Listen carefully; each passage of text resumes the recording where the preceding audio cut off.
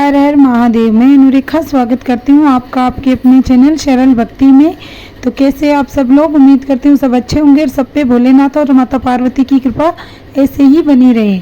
आज की वीडियो में हम जानेंगे कजरी तीज के बारे में। इसका व्रत कैसे किया जाता है, व्रत कब का है और क्या पूजन विधि होती है और किन की पूजा करनी चाहिए और कैसे व्रत रखना है, कैसे इसका पालन करना है, कौन सी कहानी सुनी जाती है, संपूर्ण जानकारी आपको इस वीडियो में मिलेगी। तो चलिए वीडियो शुरुआत करते हैं। कजरी तीज का बहुत बड़ा महत्व है। ये भाद्र मास के कृष्ण पक्ष की तृतीया तिथि को मनाई जाती है, जिसे सातुड़ी तीज भी कहते हैं।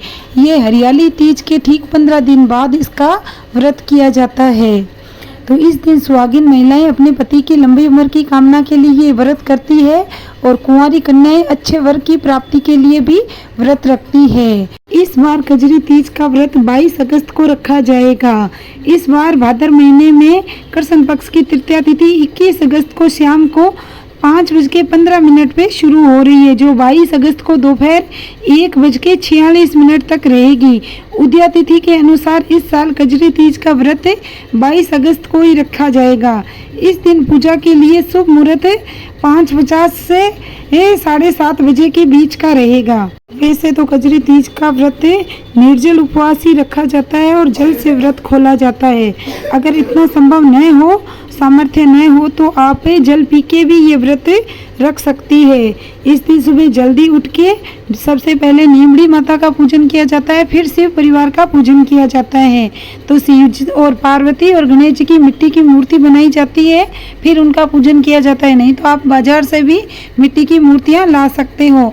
अगर ये संभव न हो सके तो शिव परिवार की तस्वीर का भी पूजन कर सकते हो। पूजन की सामग्री पहले तैयार कर ले। इसके लिए पीला या लाल वस्त्र ले ले, कच्चा सूत, खुद के नए वस्त्र, केले के पत्ते, बेल पत्तर, भांग, धतूरा, समी के पत्ते, जनेऊ, जटा वाला नारियल, सुपारी, कलश, चावल, दुर्वा घास, घी, कपूर, अम्बीर, गुलाल, श्रीफल, चंदन, गाय का कच्चा दूध, गंगा जल, दही, मिश्री, शहद, पंचामृत आदि से पूजन किया जाता है।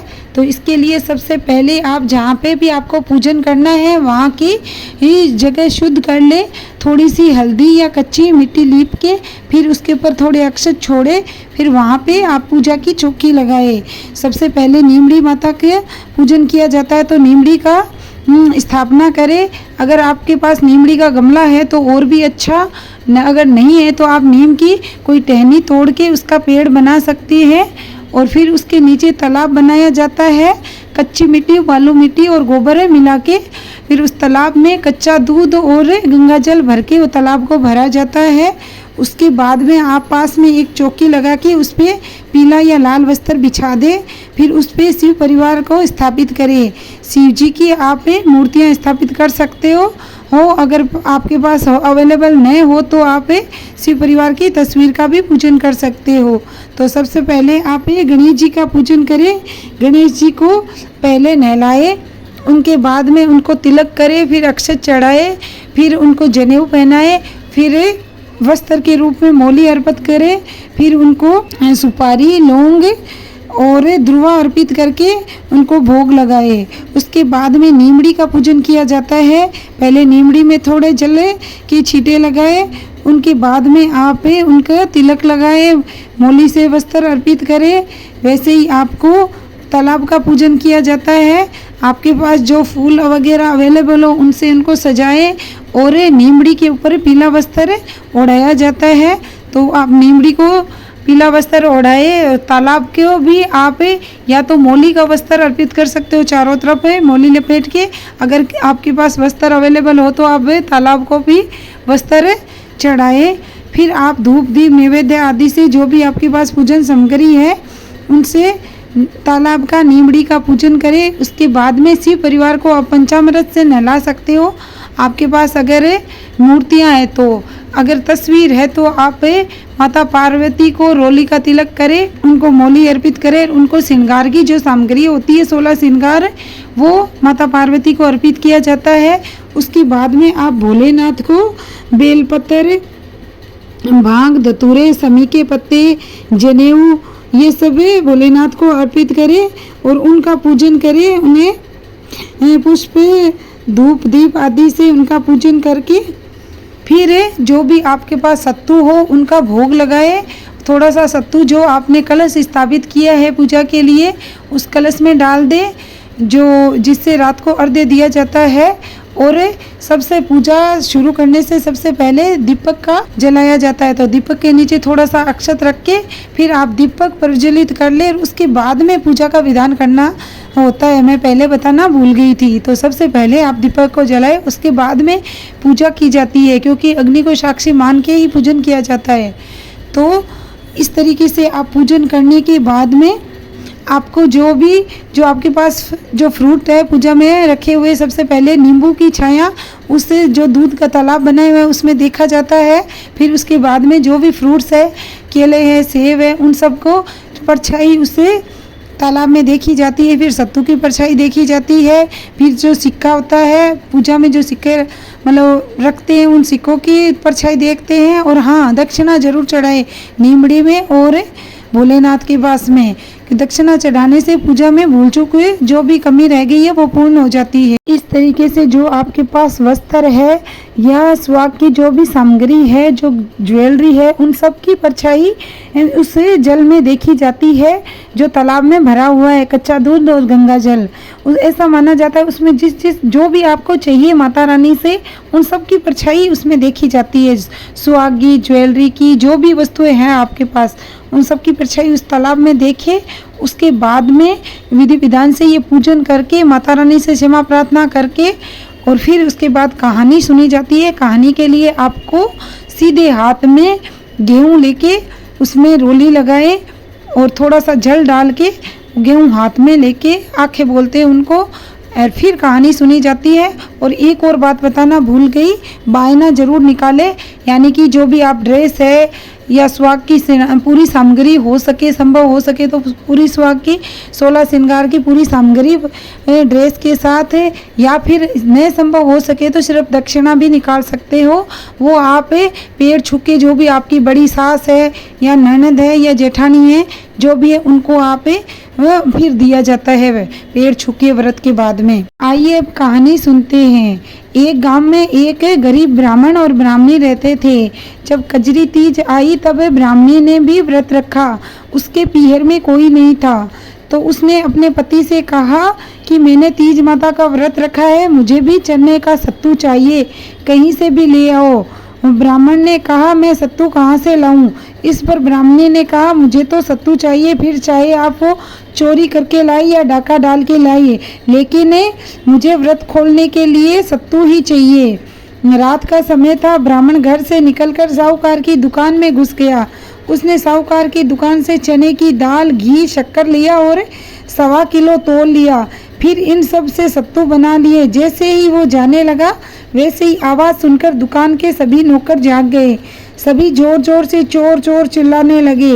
इतने में ही साहूकार आया और उस ब्राह्मण को पकड़ लिया। ब्राह्मण ने कहा कि वो चोर नहीं है, वो एक गरीब ब्राह्मण है, उसकी पत्नी ने तीज माता का व्रत किया है, इसलिए सिर्फ 1.25 किलो सत्तू बनाकर ले जाना आया था। जब साहूकार ने ब्राह्मण की तलाशी ली तो उसके पास सत्तू के अलावा और कुछ भी नहीं मिला। उधर चांद निकल गया था और ब्राह्मणी सत्तू का इंतजार कर रही थी। साहूकार ने ब्राह्मण से कहा कि आज से वो उसकी पत्नी को अपना धर्म की बहन मानेगा। उसने ब्राह्मण को सत्तू, गहने, रुपये, मेहंदी, लच्छा और बहुत सारा धन देकर दुकान से विदा किया। फिर सबने मिलकर कजरी माता की पूजा की। जिस तरह से ब्राह्मण के पर तीज माता की कृपा हुई वैसी सब पे बनी रहे। अगली कहानी सुनते हैं नीमड़ी माता की। एक सास बहू थी। बहू की कोई संतान नहीं थी। एक दिन सास और बहू अपनी पड़ोसन के घर गई। तब उन्होंने देखा कि पड़ोसन के घर में नीमड़ी माता की पूजा हो रही है। तब सास ने अपनी पड़ोसन से पूछा कि नीमड़ी माता की पूजा करने से क्या होता है। पड़ोसन ने कहा कि नीमड़ी माता की पूजा और व्रत के दिन नीमड़ी माता की कहानी सुनने से मनुष्य की सभी इच्छाएं पूरी होती है। तब सास ने कहा कि यदि मेरी बहू गर्भवती हो जाए तो मैं भी नीमड़ी माता की 1.25 सेर का पिंड चढ़ाऊंगी और भादुड़ी तीज का व्रत करूंगी। कुछ दिनों के बाद बहू गर्भवती हो गई। तब उसने सास से कहा कि यदि मेरी बहू के लड़का हो जाए तो मैं 5.25 सेर का हाँ सत्तू चढ़ाऊंगी नीमड़ी माता को। तब उनकी बहू ने एक सुंदर बालक को जन्म दिया। जब अगले साल तीज आई तो सास ने पुनः कह दिया कि जब इसका विवाह हो जाएगा तब से 1.25 मन का सत्तू चढ़ाऊंगी। कुछ दिनों बाद उसके लड़के का भी विवाह हो गया। जब तीज का त्योहार आया तो सास बहू दोनों ने अपनी नई बहू को लेकर नीमड़ी माता की पूजा करने गई। जब लोगों ने तो पूजा कर ली, लेकिन जब ये दोनों पूजा करने लगी तो नीमड़ी माता दूर खिसक गई। ये जितना पास जाती नीमड़ी माता उतनी ही दूर खिसक जाती। जब नीमड़ी माता ने उनकी पूजा अस्वीकार कर दी तब कुछ औरतों ने उनसे पूछा कि आपने नीमड़ी माता को कुछ चढ़ाने के लिए बोला था क्या? तब सास ने कहा कि हाँ बोला तो था। तब उन औरतों ने कहा कि पहले बोली हुई इच्छा पूरी करो तभी नीमड़ी माता पूजा स्वीकार करेगी। तब सास और बहू ने घर जाकर 1.25 मन सत्तू और गाजे बाजे के साथ गीत गाते हुए नीमड़ी माता की पूजा की। नीमड़ी माता की कहानी सुनी। माता भक्ति व श्रद्धा देखकर प्रसन्न हो गई। बहू ने नीमड़ी माता का पूजन किया और चांद को अर्घ्य दिया। हे नीमड़ी माता, जैसे बहू को पुत्र दिया और कृपा की वैसी कृपा सभी पर करना। नीमड़ी माता की कहानी कहने वाले को, नीमड़ी माता की कहानी सुनने वाले को और पूरे परिवार पे अपनी कृपा बनाए रखना। इसके बाद गणेश जी की कहानी सुनी जाती है। तो गणेश जी की कहानी सुनते हैं। एक बुढ़िया माई थी, वो बहुत ही गरीब थी और वो अदृष्टिहीन भी थी। उसके एक बेटा और बहू थे। वह बुढ़िया सदैव गणेश जी की पूजा किया करती थी। एक दिन गणेश जी प्रकट होकर उस बुढ़िया माई से बोले, बुढ़िया माँ जो तू चाहे सो मांग ले। बुढ़िया बोली, मुझे तो मांगना ही नहीं आता, कैसे और क्या मांगूं? तब गणेश जी बोले, अपने बहू और बेटे से पूछ कर मांग ले। तब बुढ़िया ने कहा, अपने बेटे से कहा, गणेश जी कहते हैं तू कुछ मांग ले, बता मैं क्या मांगू? पुत्र ने कहा, माँ तू धन मांग ले। बहू से पूछा तो बहू ने कहा, हाँ माँ पोता मांग लो। तब बुढ़िया ने सोचा कि ये तो अपने अपने मतलब की बात कह रहे हैं। अतः उस बुढ़िया ने पड़ोसिन से पूछा तो उन्होंने कहा, बुढ़िया तू थोड़े से दिन जिएगी, क्यों तो तू धन मांगे और क्यों तो नाती पोता मांगे। तू तो अपनी आंखों की रोशनी मांग ले जिससे तेरी जिंदगी आराम से कट जाए। इस पर बुढ़िया बोली, यदि आप प्रसन्न है तो मुझे 9 करोड़ की माया दे, निरोगी काया दे, अमर सुहाग दे, आंखों की रोशनी दे, नाती दे, पोता दे और सब परिवार को सुख दे और अंत में मोक्ष दे। ये सुनकर तब गणेश जी बोले, बुढ़िया माँ तुमने तो मुझे ठग लिया, फिर भी जो तूने मांगा है वचन के अनुसार सब तुझे मिलेगा। और ये कहकर गणेश जी अंतर ध्यान हो गए। उधर बुढ़िया माई ने जो कुछ मांगा था वह सब कुछ मिल गया। हे गणेश जी महाराज, जैसे तुमने उस बुढ़िया माँ को सब कुछ दिया वैसे ही सबको देना। कहता सुनता हुंकारा भरता सारे परिवार को देना। बोलो गणेश जी महाराज की जय। और ये सारी कहानी सुनने के बाद लपसी तपसी की कहानी जरूर सुननी चाहिए।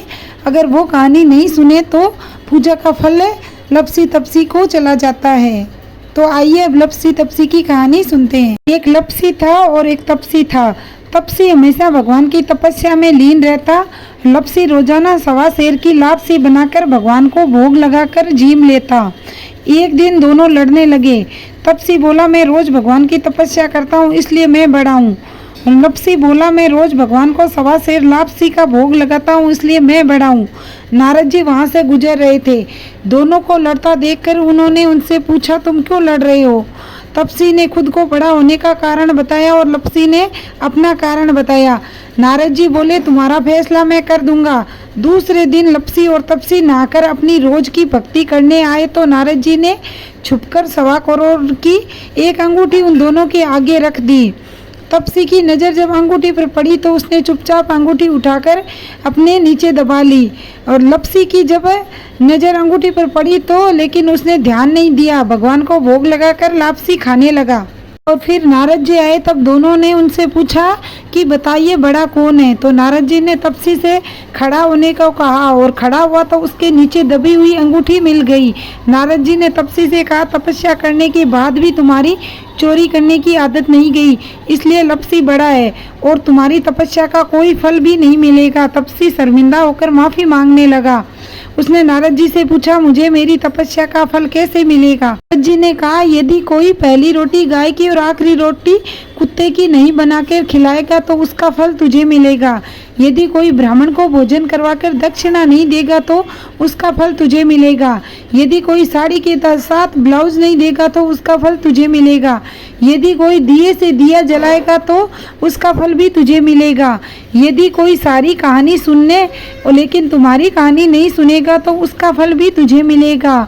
उसी दिन से हर व्रत कथा कहानी के साथ लपसी तपसी की कहानी ही सुनी जाती है।